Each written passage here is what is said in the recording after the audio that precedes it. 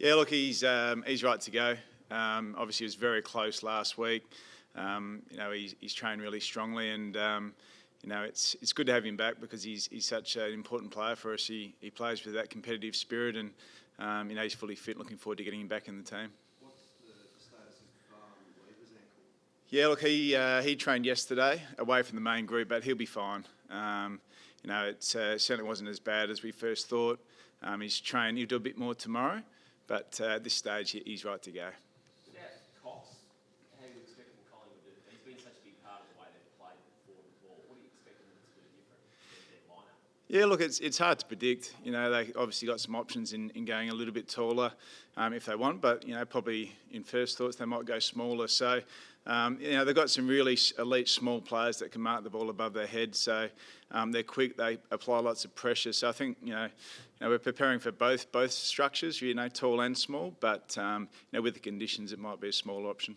So is that going to have an impact on Bruce and maybe his selection, or indeed how much he plays down forward in the ruck?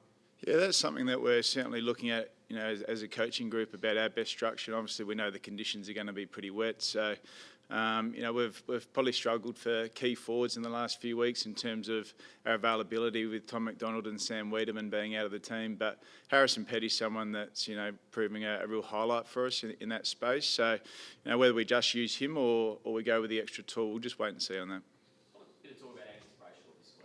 Yeah. What's happened with Angus this year?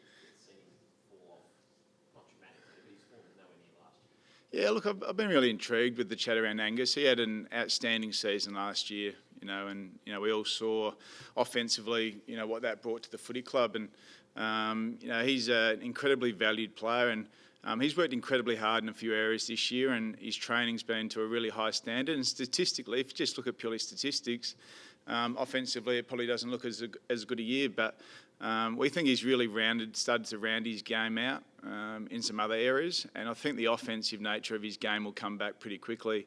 He's an incredibly important player for us, and we see Angus as a big part of our midfield group and our Melbourne team. That's we're looking to really be a great team, and he's a big part of that. So is there better focus on his defensive side of the game? Is that what you're saying? Oh, look, I think he's worked incredibly hard to round his game out, and we're really happy with how that's tracking.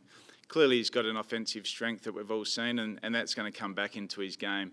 And we want it to come back, and so does he. So, but you can't underestimate how hard he's working, and he's put some stuff in place, and we think he's going to be a really rounded player moving forward, and we're excited about that. How have you rated his year then?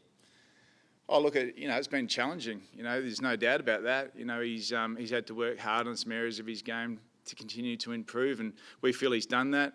We think his game's in really good shape moving forward, and we think he's a really important player for the Melbourne Footy Club first and foremost, and he's going to be part of a really good footy team. What's your view on Brendan McCarthy's departure?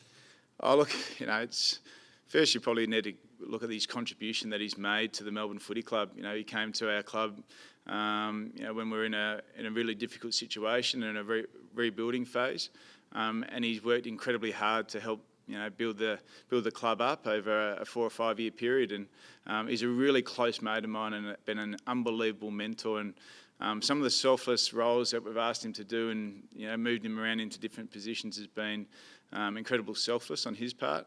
But when we sat down and spoke about where he was at in his coaching and what he wanted to do and where the club was at, it was pretty clear that the time was right, and it's really sad to see a great mate leave the footy club, and I know he's had an enormous impact on our playing group.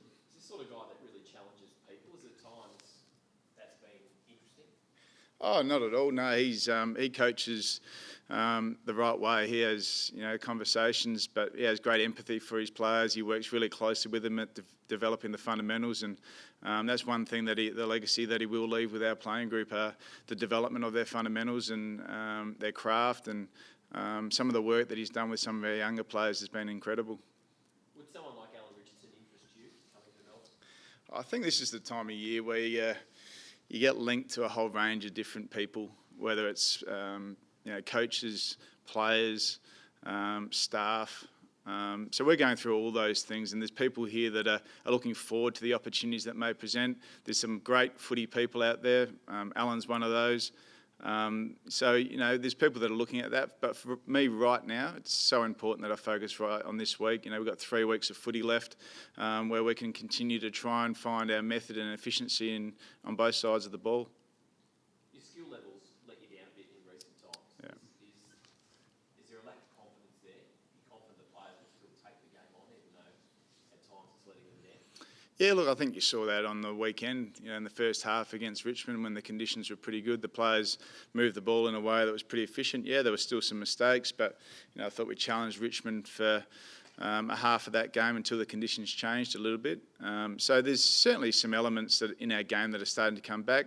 Skill level, without question, has been one of the things that's been on the agenda for us. Our efficiency with the ball and our ability to defend that on turnover has definitely hurt us at times, but so I think there's some elements of our game, especially in that first half against Richmond, that we can use taking forward. So a bit of talk about the captaincy this week. I know it's a next year's decision, but would you expect the captaincy to be the same? No, Jules, that's probably one of the last things that I'm thinking about right now. I'm thinking about our team and how it's operating right now. And as I said, there's lots of things that people are looking forward at and, looking at next year. And my sole focus is our team now. Now, Nathan Jones and Jack Vine have done an incredible job for this footy club, and they're continuing to do that. And we've got 3 weeks to go this season. We'll continue to look at that. How are the spirits amongst the group? I mean, it's been tough. They can see the end of the year's not far away. Yeah. Is that a difficult balance to make sure they're still focusing on the present? Yeah, I think obviously when you go into a season with the expectation we had of, and we're sitting in 17th, that can be really challenging for your environment. And there's no doubt, we've had those challenges, but the players have been unbelievable. And even as I sit here now, they're looking at the next 3 weeks as opportunities, and to actually build some things in our game and tighten the link in our offence and our defence, as well as our coaches, to try and help set us up in a way moving forward. So the spirit of our players is high. They've been unbelievable, and it's full credit to the way they've gone about it now. As I said, that this period of time will hopefully end up defining us and where we want to go, and that's the way we're looking at it. Cheers. Thanks, guys.